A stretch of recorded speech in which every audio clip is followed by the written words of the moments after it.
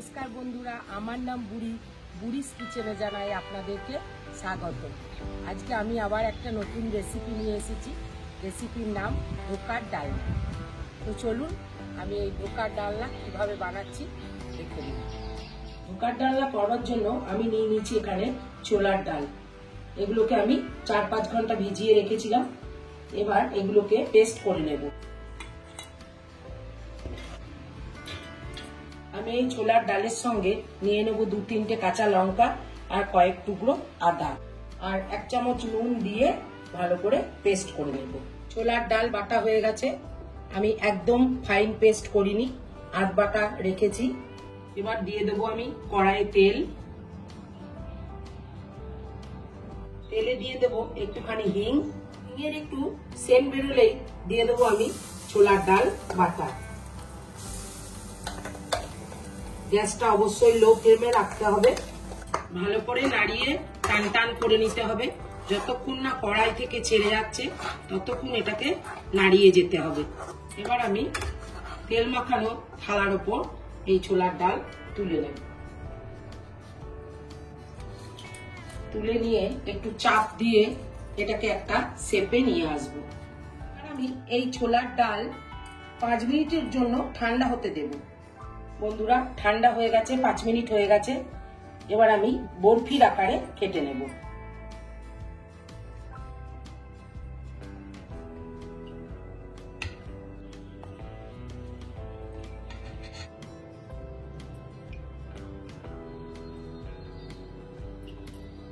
বরফিগুলো কাটা হয়ে গেছে। এবার আমি বরফিগুলো ভেজে নেব।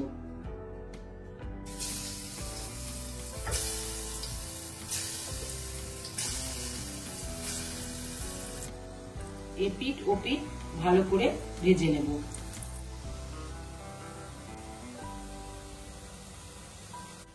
ভাজা হয়ে গেছে বন্ধুরা, দেখতেই পাচ্ছেন লাল লাল হয়ে গেছে। তো এরকম অবস্থায় আমি একটা পাত্রে এগুলোকে তুলে নেব।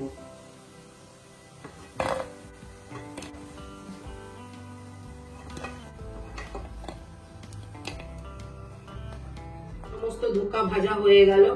ওই তেলের মধ্যে আর একটু তেল মিশিয়ে নিয়ে আমি দিয়ে দিচ্ছি 2টো তেজপাতা, 1 চামচের মতো জিরে। জিরে ভাজার একটু সেন্ট বেরোলে দিয়ে দেবো আমি কাঁচা লঙ্কা আর আদা বাটা। আদা আর কাঁচা লঙ্কা একটু ভেজে নিয়ে যখন আদার কাঁচা গন্ধ চলে যাবে তখন দেবো আমি টমেটো বাটা। টমেটো বাটা দিয়ে ভালো করে একটু কষিয়ে নেব। এবার আমি এর উপরে এক এক করে গুঁড়ো মশলাগুলো দিয়ে দেবো। প্রথমে দেব 1 চামচের মতো ধনে গুঁড়ো, 1 চামচের মতো জিরে গুঁড়ো, স্বাদ মতো নুন, 1 চামচের মতো কাশ্মীরি লাল লঙ্কার গুঁড়ো, 1/2 চামচের মতো মিষ্টি, সবশেষে দেব 1 চামচের মতো হলুদ গুঁড়ো। তারপর আমি ভালো করে মশলাগুলো কষিয়ে নেব।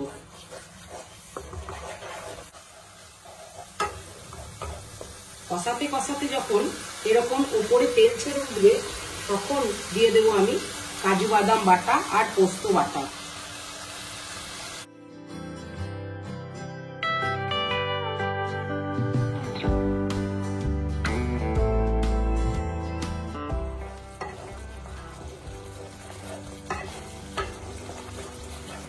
কাজু বাদাম বাটা আর পোস্ত বাটা দেওয়ার কিছুক্ষণ নাড়াচাড়া করে নেওয়ার পর যখন এরকম উপরে তেল ভেসে উঠবে তখন দিয়ে দেব আমি জল পরিমাণ মতো।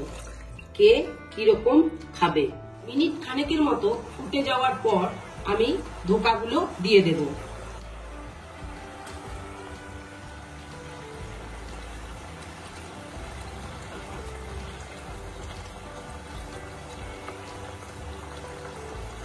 বন্ধুরা, ধোকার ডালনা একবারে রেডি।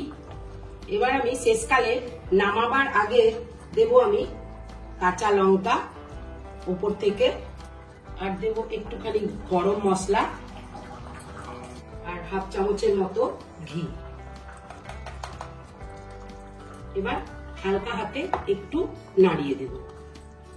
ব্যাস হয়ে গেল আমার ধোকার ডালনা।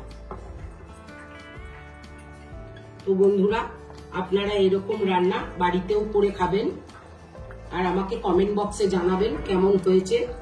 প্লিজ আমার সাথে থাকবেন আর প্রচুর প্রচুর শেয়ার করবেন।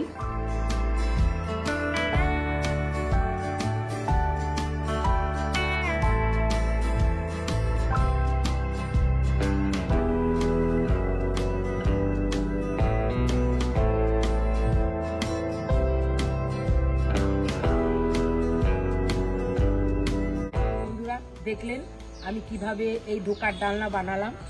আপনারাও বাড়িতে বানান, দেখবেন খেতে খুব ভালো এই পদটা।